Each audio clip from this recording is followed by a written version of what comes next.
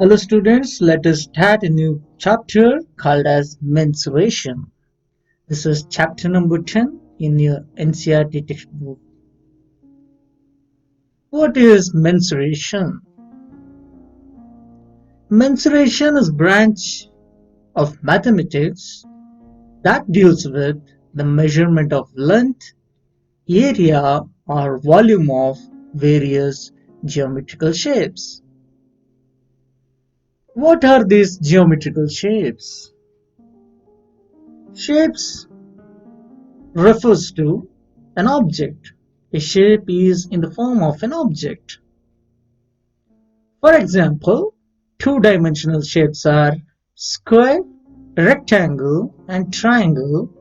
And of the three-dimensional shapes, we have cube, cuboid, sphere, cone, etc. These shapes exist in two dimensions or in three dimensions. Let us learn the differences between these two.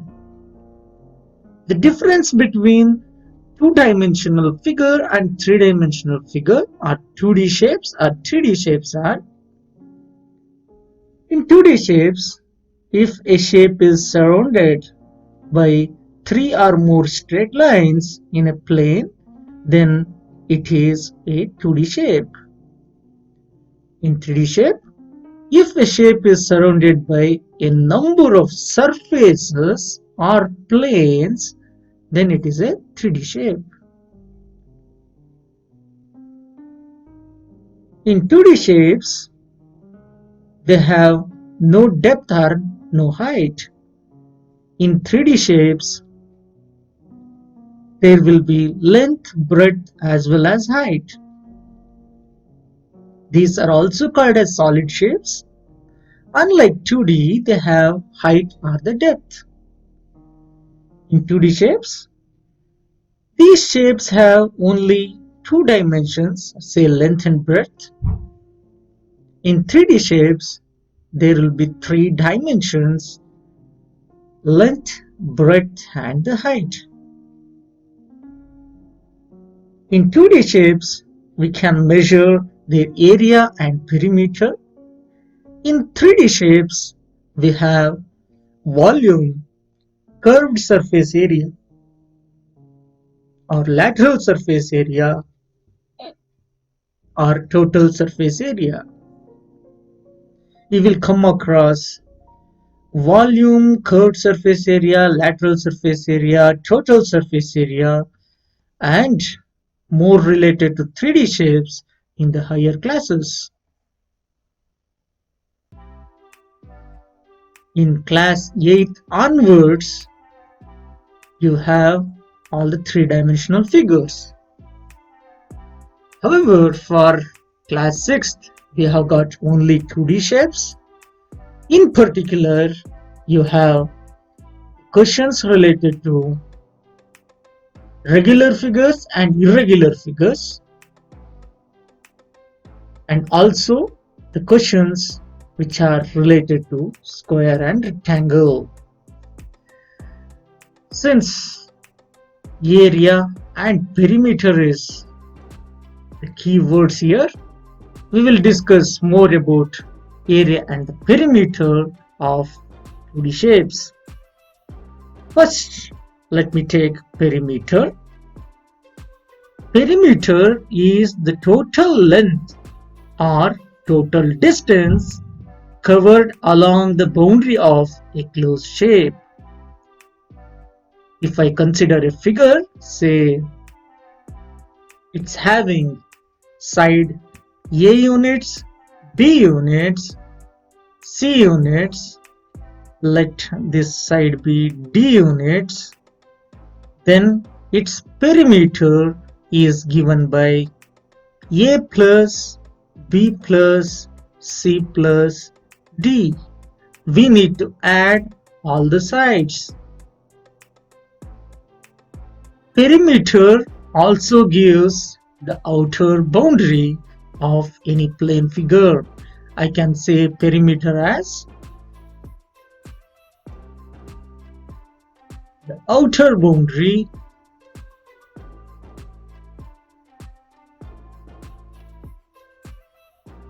of any plane figure.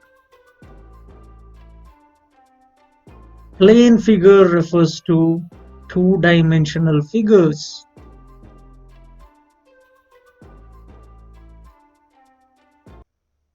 Remember friends, in case of a circle, perimeter is also named as circumference. In all other figures, we use the word perimeter itself. Only for the circles, we use circumference. Let me take a perimeter of a triangle. In case if I consider a triangle with the three different sides, namely A, B and C. One of the side is A, other side is B and one more side is C. Its perimeter is sum of the lengths of all the sides, which is A plus B plus C. If the given triangle is equilateral, that is, if all the three sides become equal, that is, if A is equal to B is equal to C, then the perimeter is 3 times the length of one side. In case of a equilateral triangle, in equilateral triangle, that is, when the side A is equal to B is equal to C, then perimeter will be 3 times side or 3 times length of one side. How about a rectangle? Rectangle is a figure in which there will be a length and the breadth. Breadth is also known as width. So this width is also mentioned as breadth. So in case of a rectangle, we have got 2 lengths and 2 widths. This side is also width. This side is also length. Opposite sides of a rectangle are always equal. So the perimeter of rectangle is length plus length, opposite sides, plus width plus width. How many times the length is there? It is there 2 times. And how many times the width is there? It is also there 2 times. So it is given by 2 times of length plus breadth or length plus width. In most of the cases, we consider length and the breadth. If this length is represented by the letter L and width or breadth is represented by the letter B, then perimeter P will be equal to 2 times of L plus B. This is called perimeter of a rectangle. Now I can consider a square. What is perimeter of a square? You must know that in square, all the 4 sides are equal to each other. There will be 4 equal sides. If I consider the side to be A units, then the perimeter is 4 times the length of one side. In other words, it is 4A. In general, if n-sided polygon is there, n-sided polygon? What does a polygon mean? Polygon is a closed shape made up of several line segments. The smallest polygon is a triangle that we had seen in the basic geometrical shapes. For a triangle, we have got 3 sides. We need to add those 3 sides. If there is a polygon, if it is a, say, regular polygon, regular refers to all sides equal.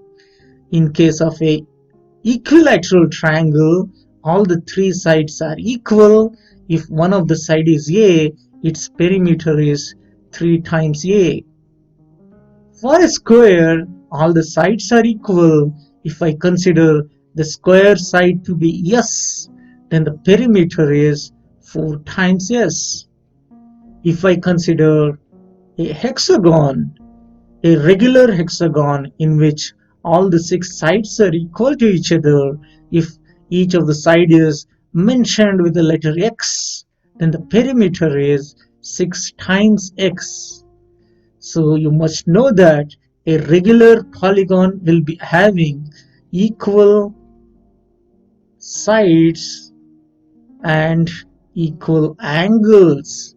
The angles in the regular polygon are equal. If there is a regular decagon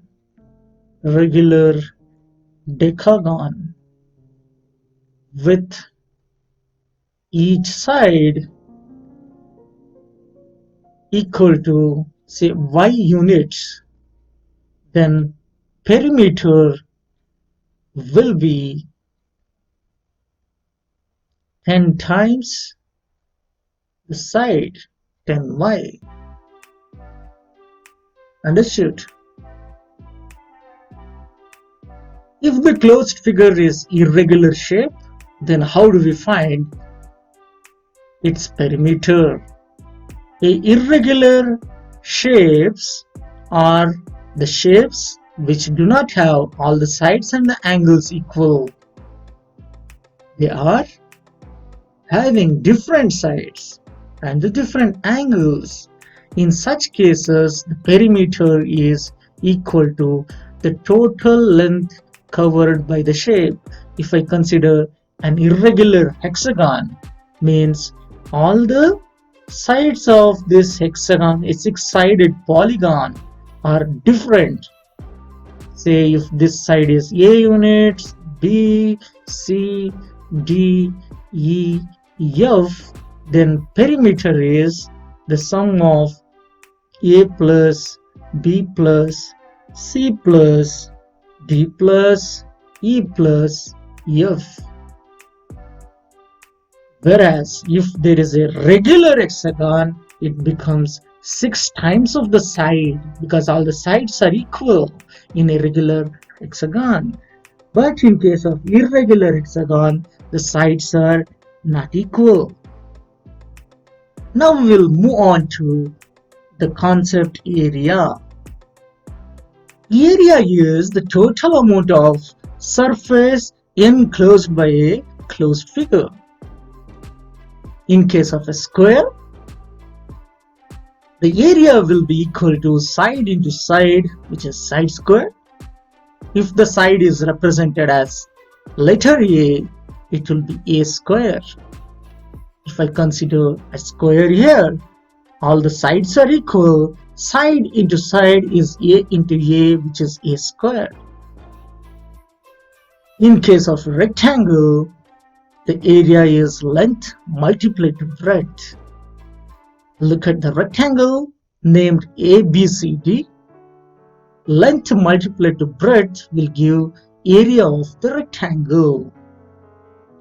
In case of a triangle, the area is given by half base into height.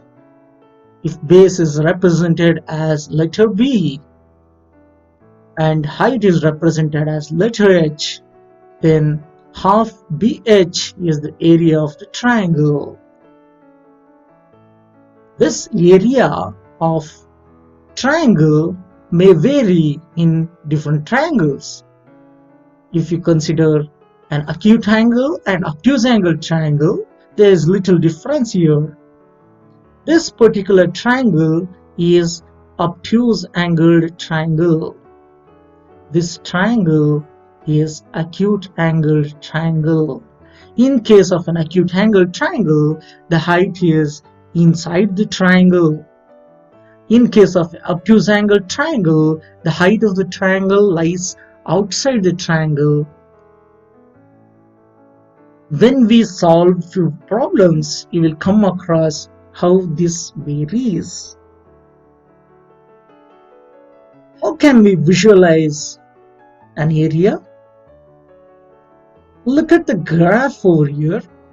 In this given graph, if the area of each small square is 1 centimeter square, then area of the rectangle, here the rectangle, this one is green color, this is in green.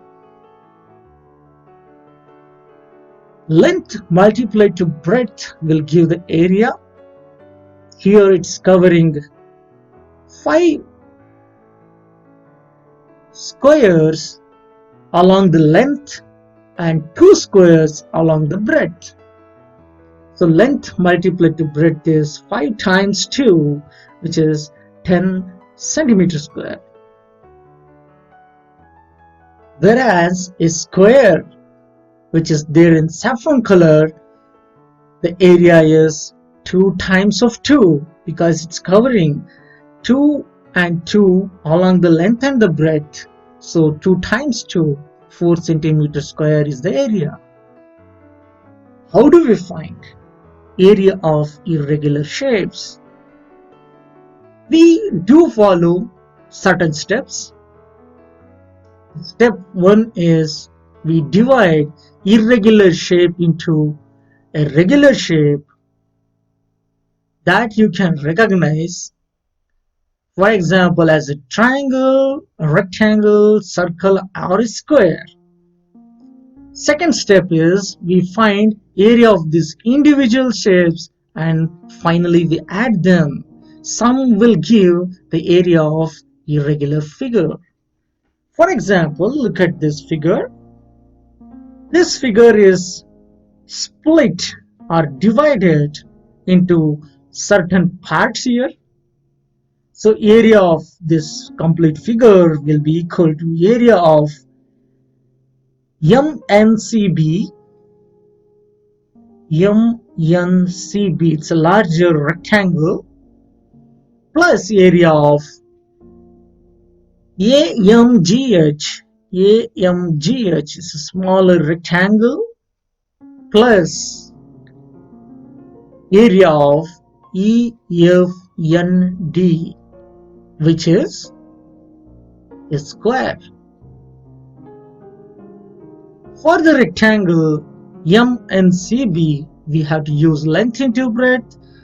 For AMGH also we have to use length into breadth, whereas for EFND we use side into side. Therefore we get the area equal to 62 centimeter square.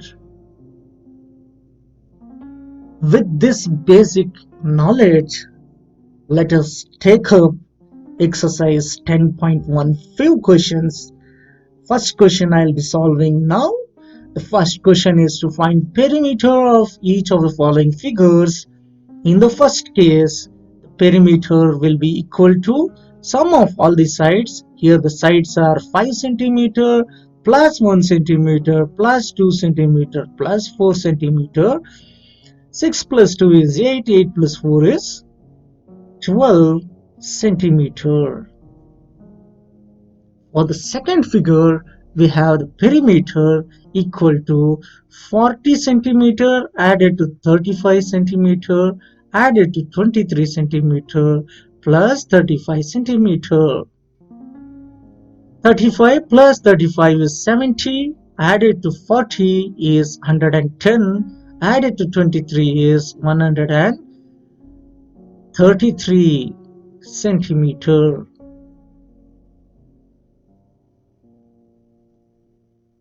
Third one, 15 centimeter is there everywhere, so the perimeter is 4 times 15 centimeter. This will be equal to 60 centimeter. For the D, we have 5 equal sides, so 4 centimeter multiplied to 5 times, we get 20 centimeter as the perimeter. For the question E, here We need to understand and observe properly how many sides are there. Here 1, 2, 3, 4, 5, 6, 7 sides are there. So all the 7 sides we need to mention. So the perimeter, if I start from here, it's 1 centimeter plus 4 centimeter from here to here plus 0.5 centimeter plus 2.5 centimeter added to 2.5 centimeter plus 0.5 plus 4 plus 1. I'll count the number of sides now. 1, 2, 3, 4, 5, 6, 7, 8. Are there 8 sides? No. What is the mistake I have done? I have taken this one more time. That's wrong. So only the 7 sides are there. We need to add them up. 2.5 added to 2.5 will be 5. Added to 5 will be 10 plus 4, 14 plus 1, 15. So 15 centimeter is the perimeter.